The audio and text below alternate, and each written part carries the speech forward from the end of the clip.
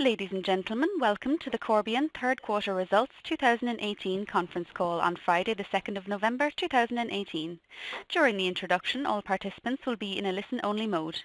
After the introduction, there will be an opportunity to ask questions. If any participant has difficulty hearing the conference at any time, please press the star followed by the 0 on your telephone for operator assistance. Please note that this call will be recorded and will be available by webcast on the website of Corbion. I will now hand the conference over to Mr. Jeroen van Harten, Investor Relations. Please go ahead, sir. Thank you, operator. Good morning, everybody. Welcome to the third quarter Corbion 2018 call. With us today, Tjerk de Ruiter, CEO, and Eddy van Rhede van der Kloot, CFO. As usual at Q3, we'll start with an introduction by Tjerk, followed by Q&A. And as a reminder, you can find a PowerPoint presentation on our website under the Investor Relations/Financial Publications heading. So with that, please go ahead, Tjerk. Thank you, Jeroen. Good morning, everybody. Thanks for joining us today on our Q3 call. Overall, I'm quite pleased with the top line progression we're making, but less so with the profit. I'll say a little more on that later. So starting with food, we're comfortably in the 1 to 3% growth range. Bakery still showed a small decline, but that decline in bakery was again less than in Q2, and we expect to continue to improve on that going forward. In biochemicals, we progressed well, and even though we would have expected more from the top line growth, it grew in the right areas such as medical and pharma. If we look at the profitability, we saw a nice progression in biochemicals. In food, however, the margin came down. The biggest reason is that we see a broad increase in our input cost across many areas. And I'm talking about freight, packaging, energy, chemicals, but also duties, for instance. We're addressing this as normal in our businesses through a multitude of measures such as price increases and reformulations where needed. Finally, on the innovation platform, we're growing our lactic acid sales to the PLA joint venture. The commissioning of that plant is going well, and we continue to expect that the plant will be operational at the end of the H2.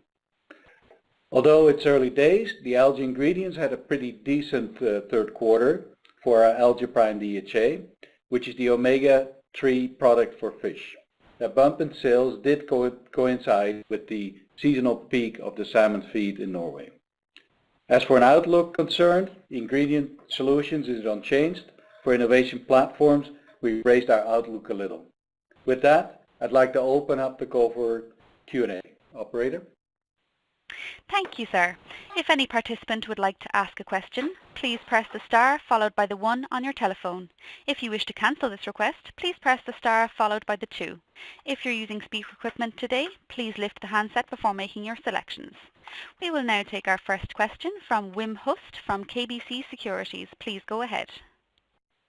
Yes, good morning, gentlemen. I have a couple of questions on the innovation platforms. And specifically on the Terravia business, the algae business. So first, can you elaborate on the progress you're making with the efficiency of the process? Fermentation yields, etc. Is that going in the right direction? Also with regards to the quality of the product, are you now fully happy with the quality of the product that is delivered? I'm talking specifically on Alga Prime. And also, can you elaborate a little bit on the commercial progress? Yeah, there was a seasonal pickup in Q3, but how do you see the outlook going? Do you see order books building also for the product going into Q4 and 2019? Can you elaborate a little bit on that as well, please? Thank you. Okay, so thank you, Wim. So we look at the algae business. As I talked with you about last quarter, when we look from an operations point of view, we're making good progress. The plant in Brazil is running well. We had, as you know, issues with quality early on. They have been resolved and been able to produce now consistently in the right specs, so that's nice to see. But it's also nice to see the progress the teams are making by collaborating and sharing best practice. So overall, very strong progress on that side. So with that leads to some nice efficiency gains.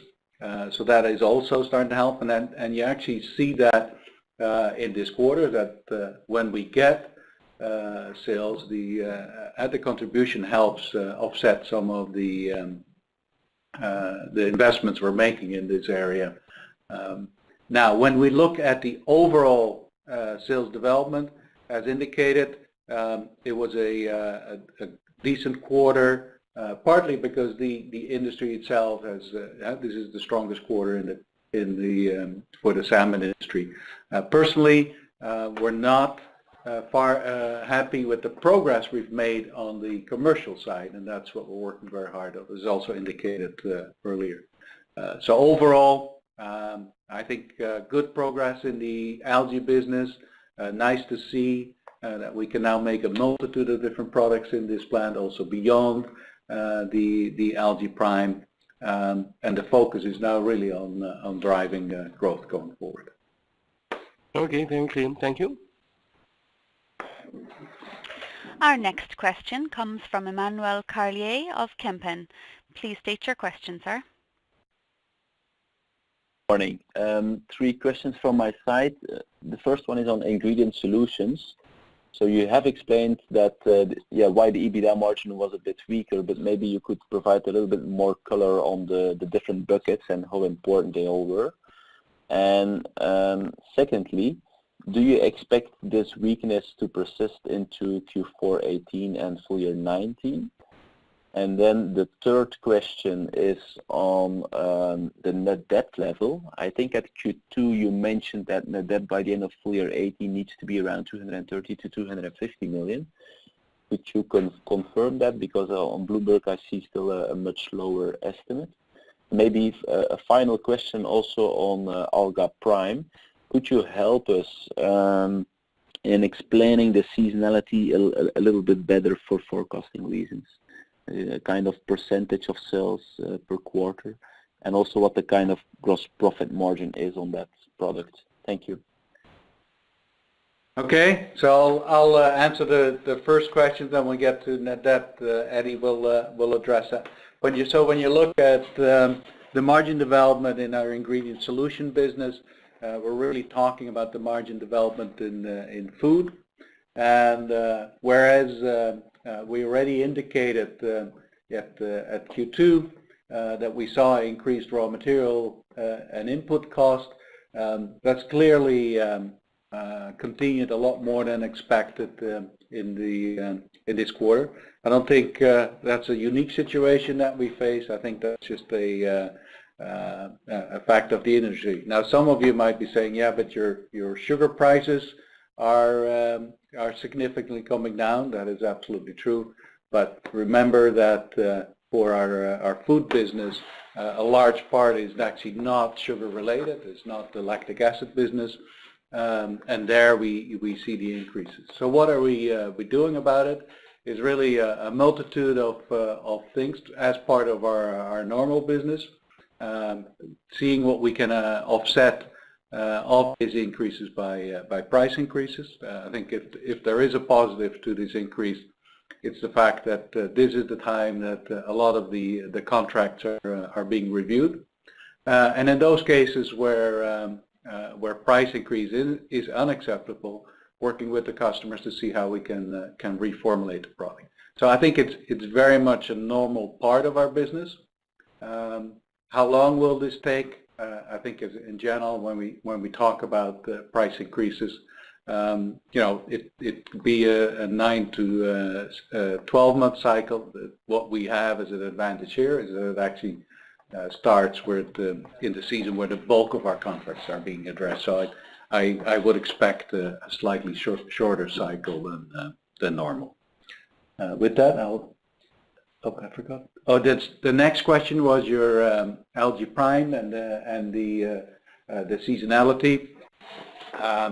No, I am not going to comment on that because I think for industry where ourselves are fairly new, I think there's a lot of stuff being written about that, and I think it's generally true that in the third quarter sales to this industry are higher. So that's what we're just trying to reflect. And are the other Okay, quarters on kind your of even?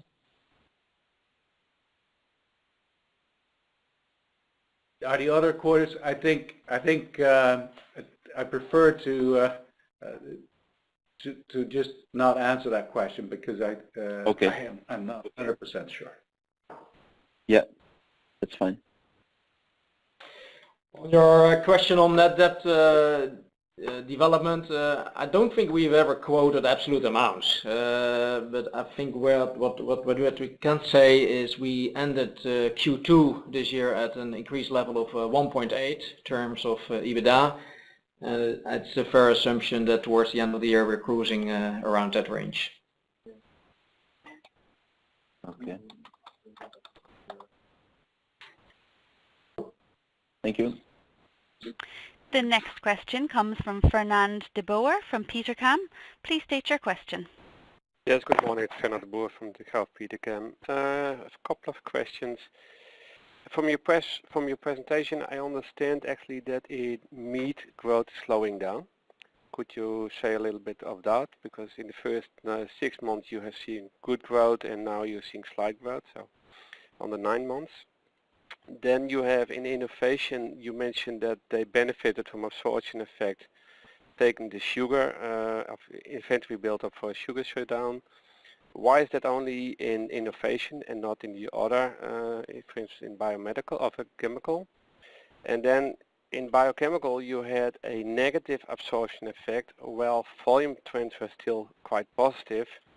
So I have difficulty to understand. Could you explain that? And then you also mentioned that you were not satisfied with the commercial approach in Terravia. So what has to be changed there? What is not going according to your expectations? That were my questions at this moment. Okay. Now first, with the meat, I don't think that we're saying that the meat is slowing down. I think we see continued strong performance. So.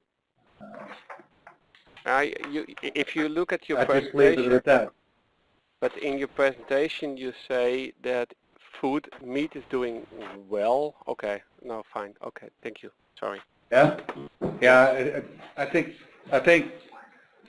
slide 7. I think it states it, but yeah. So I don't think meat is slowing down, and if the text indicates that, it shouldn't. Okay, no mind. Yeah. Okay. Then your next question was around the margin. No, the growth in biochems, if I'm correct.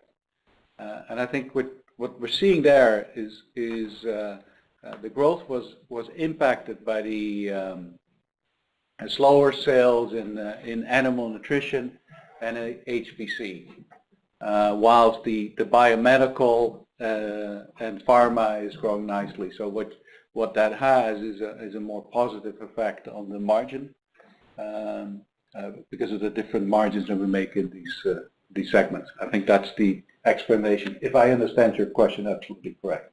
Yeah. And the third question. Yeah. Go ahead. No, because in the presentation you also mentioned there a negative absorption effect. So what is causing negative absorption effect while you have a positive one in innovation? Yeah, so I can take that one. So in biochemicals we have different products that we're playing that's coming from different plants, and indeed in biochemicals we had a negative absorption effect, meaning we are selling more than what we're producing in that period, and that's very much to do with the pattern also. When are we building up volumes of stocks? For example, we have a plant shutdown of a plant, then you need to ramp up stocks temporarily. The moment the plant is back operational, then it comes down again. So this is typically the pattern that we have, but for this quarter it was more pronounced than we normally see that happening, and that has quite an impact on the margin developments in Q3 for biochemicals, while if you compare it to Q3 last year we had a small positive in that fact. When it is for LG Ingredients, yeah, there we're very much in Brazil linked. We're co-sited on one of the sugar plants of Bunge, as you understand. And the sugar is running in campaigns, and there's always towards the end of the year, say in the time frame December, January, that the sugar operation is shut down for big maintenance for the sugar plant. But as a consequence, the utilities like steam, for example, generated from the sugar plants, which we use for our plant, is also shut down. So that means with being co-sited temporarily, we will have also to shut down our production process. And then still to cater for serving the market in that period, we need to build up before such a shutdown period happens. So that is causing a slight uplift in absorption effect in LG Ingredients. So we've increased our stocks temporarily as to cater for sales to take place in that shutdown period. Right, and I think you then asked, why don't we see that not in biochemicals? Our lactic acid plants are running year round. Yeah, okay, but that's explained. Okay. Right. But then the question on the commercial progress at Terravia, you were not happy about it? Yeah. What is not going according to expectations? So they're really, that's based on the problems that we earlier had in the year with the quality that really delayed us in getting to market. I think now, as I said, the quality is working well, and it's good to see that. But as a result, we just have not made as much progress with new customers as we would have hoped. Okay, thank you very much. The next question comes from Fintan Ryan from Berenberg. Please state your question. Good morning, gentlemen. Two questions for me, please. Firstly, in terms of the food bakery business, I'm just wondering what visibility do you have on the improving sales trend there? Is there any sort of significant contracts or pipeline that you have that going into 2019 that gives you confidence that volumes in that business can go back to positive in the near future? And then secondly, just in terms, I know there's always an element of volatility quarterly in this, just in terms of the price mix effect that we saw in Q3 in solutions, particularly, obviously it was quite negative, both across both food and biochemicals. Could you give a sense in terms of what of that is mix and what of that is pricing, absolute pricing deflation, if anything, and what should we expect from that contribution going forward for Q4 and into 2019? I know you have said that you're in contract negotiations with customers currently, but is there any sort of sense you think that can go back positive? Okay, so let's start with your question on bakery. As you can expect, that has a lot of our attention, and we work very much in the development approach where you work with a pipeline of products. So that gives us a good insight of what we can expect. What is always more difficult to see is where changes are happening on your customer perspective.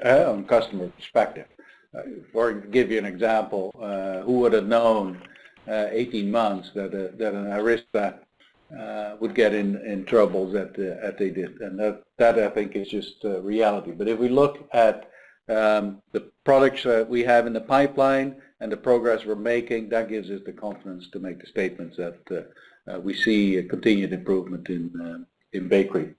Now your question on the price mix. Several things are in play, but a large part of that is as we are more competitive, and as we already said that, we took more business in Asia as our Rayong plant, our plant in Thailand, became more competitive versus the Chinese competitors. This is a result of the cost of corn in China. And as we gain some business there, that is in general lower margin business and affects the mix. Okay, and just as a clarification, within the bakery business as well, With the capital markets that you talked about entering new markets, particularly in Latin America. How is that progressing? Yeah, so as an execution of the strategy, I'm actually quite pleased in the Latin American market. We're copying our North American model. So what you got to think about there is how can we have technical support at our customers, bringing solutions for their local needs. And so what we're doing in South America is really strengthening the team with local bakers that work with our customers there. So there's some nice progress in that business. Thank you. Our next question comes from Katie Hutchinson from Davy. Please state your question. Good morning, gentlemen. Just two questions from my side. How has your net working capital developed in the quarter? I understand that you're building inventory. Do you have any comment on how your receivables are developing? And then secondly, on your cost headwinds, could you just provide some color on the mix of costs in Q3 and so far in Q4? Was it more weighted towards freight or raw materials? Some players in the industry have cited low to mid-single digit inflation, so a bit more color on the cost inflation would be helpful. Thank you. You want to start, Eddie? Yeah, so typically in our Q3 calls we don't go into balance sheet positions and working capital development, but like I already alluded to in the absorptions, indeed on a net basis we've increased our inventory positions, but again that is very much of a temporary nature. So we will come back on this with the Q4 results. Now, with regards to your question on cost headwinds, really what you need to think there is, in general, freight. I think it has surprised all of us, and I think there's a multi-factor to it. Of course, is their cost of energy is going up, which has got passed on, and but it's also tightness of supply in the market that actually has driven those prices. And you see that then actually translating in a wide range. So it's not only our own internal freight, but it's of course also the cost of the freight getting our raw materials into our plants. Next to that, I think in general the whole chemical complex has been increasing. And then last but not least, we also faced some duties in our business, not so much the China-US as you might be expected, but you know we don't have much production in China, but what we're actually facing is some Mexican duties as a result of the NAFTA discussions. We believe those to be very temporary, but have not seen them removed at this point.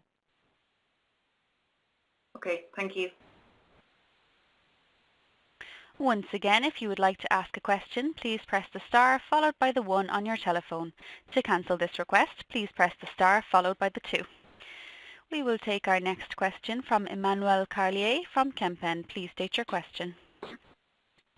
Yes, hi, good morning again. I have 3 additional questions. One on ingredient solutions. You guide for 2 to 4% organic sales growth. I just want to check if you believe that is already realistic for 2018, because it implies a quite strong improvement in Q4 versus previous quarters. Secondly, coming back on the duties with Mexico, could you quantify them? Let us know since when you have to pay them, and explain why you believe it is temporary. And then the final question is a bit of a broad question. If I look at consensus, I see that for ingredient solutions, consensus is expecting profitability to move up towards 21% by 2020. I know this is still far away, but how do you look at it? Do you believe it is tough to continue to grow the top line while improving profitability as well, or do you believe over the midterm you could improve profitability levels as well? Thank you. Okay. So let's start with the growth range 2 to 4. Yeah, we believe that that will be achieved. With request to the duties, we're not going to explain the size of that duty, but the real reasoning there was the Mexicans countering some of the statements that the Americans were making. That's why we believe now, with the new NAFTA agreement, as far as we understand, about signed or about implemented, these should disappear again. With regards to the consensus, I think we've given clear guidance what we believe we can achieve in our strategic strategy in a strategic period of above 19%, while strengthening our growth profile. Okay, thank you. The next question comes from Patrick Rokas of the Kepler Group. Please state your question. Tjerk, good morning. Two questions. First on the outlook. I missed part of the call, so I might reiterate this question, but you raised your guidance for the innovation platform for this year. Does it also imply that the guidance for, let's say, getting close to break even is raised? That's the first question. Secondly, on PLA, we saw the news that in China there will be a PLA plant opened by Tyson Group COFCO.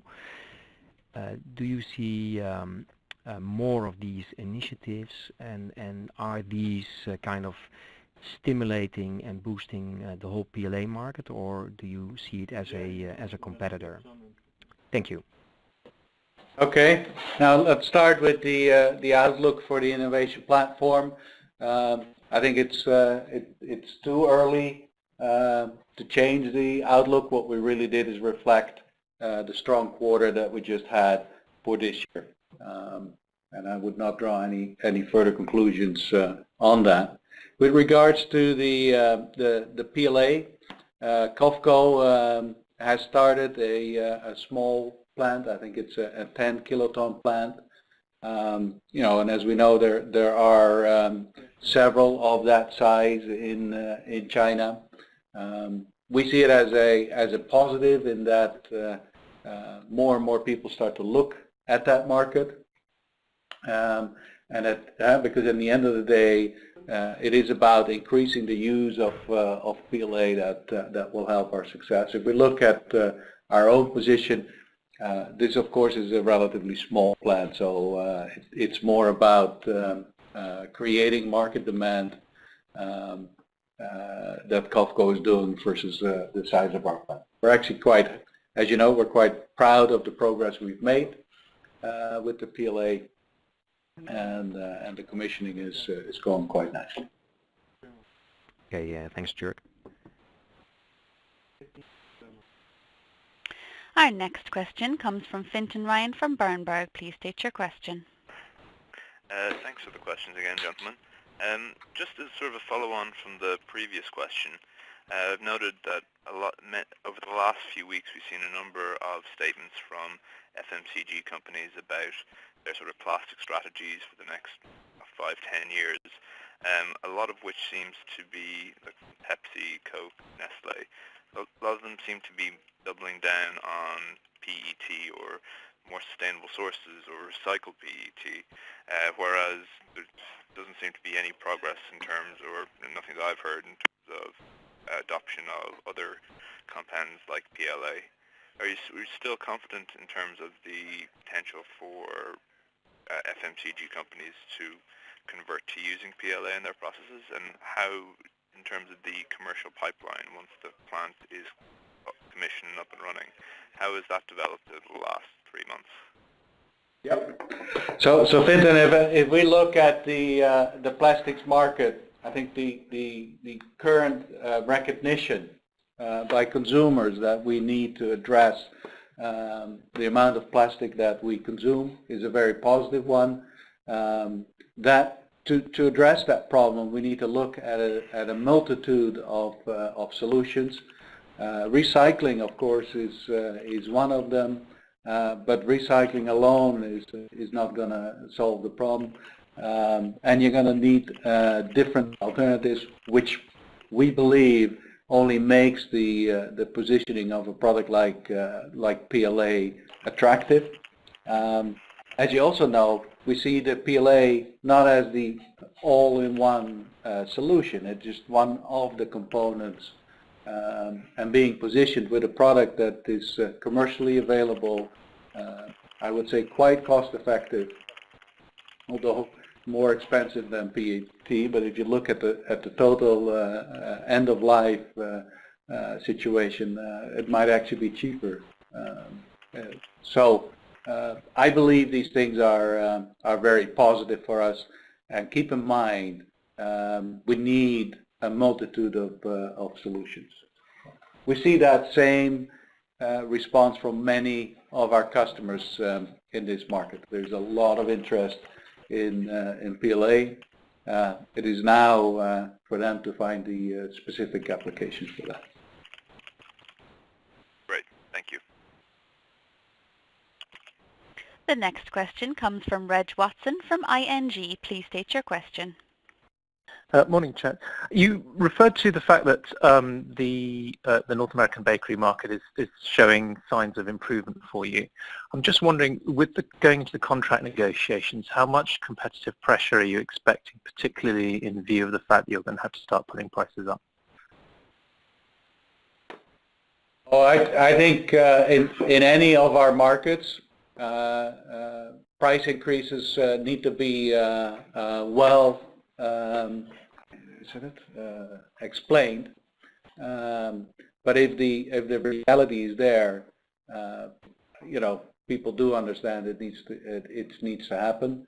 The bakery market is a competitive market, but where I get my confidence from is the problems that we're talking about here on the input cost is not a Corbion problem. I think it's an industry-wide problem that many people face, and we're going to have to resolve that. And that's why also in my statement said I don't think it's just about price increases. It might also be about reformulating some of the solutions for our customers.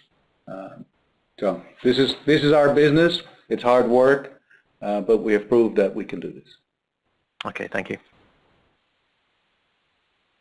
It appears there are no further questions at this time. Once again, if you would like to ask a question, please press the star followed by the 1 on your telephone.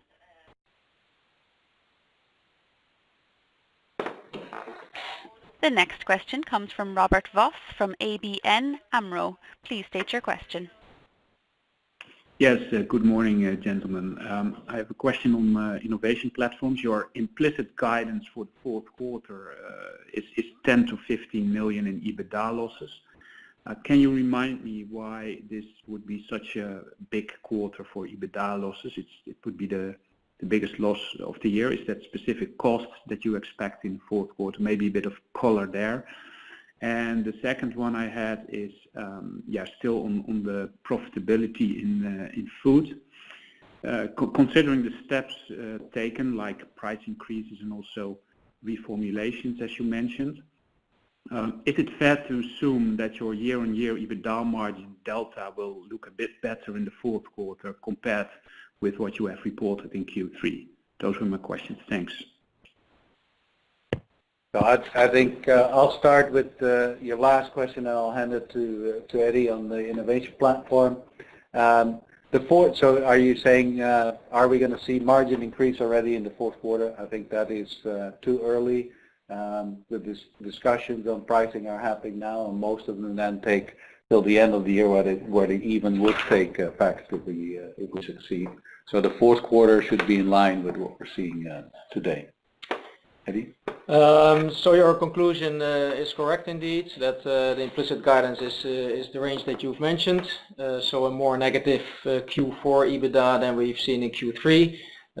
We have already explained part of that is to be found in the sales development. This DHA, the omega-3, is now in the peak season for the salmon, so that should come down a bit compared to Q3. I already explained that the production plant in Brazil will be shut down temporarily because of the link to the sugar campaign operations. So thus meaning you really have all the costs, all the production costs going in the P&L. There's no positive absorption effect.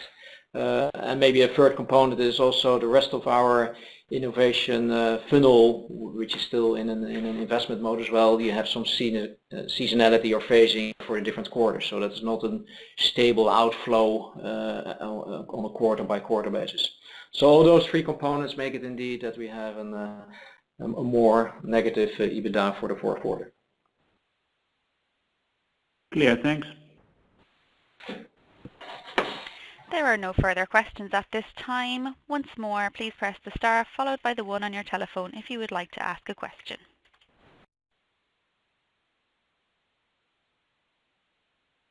There are no further questions. I'd like to hand the conference back to our hosts for any additional comments. So I would say thank you very much, and look forward to seeing you at one of the conferences, if possible, in the coming few weeks. Bye. This concludes the Corbion third quarter results 2018 conference call on Friday the 2nd of November 2018. Thank you for participating. You may now disconnect.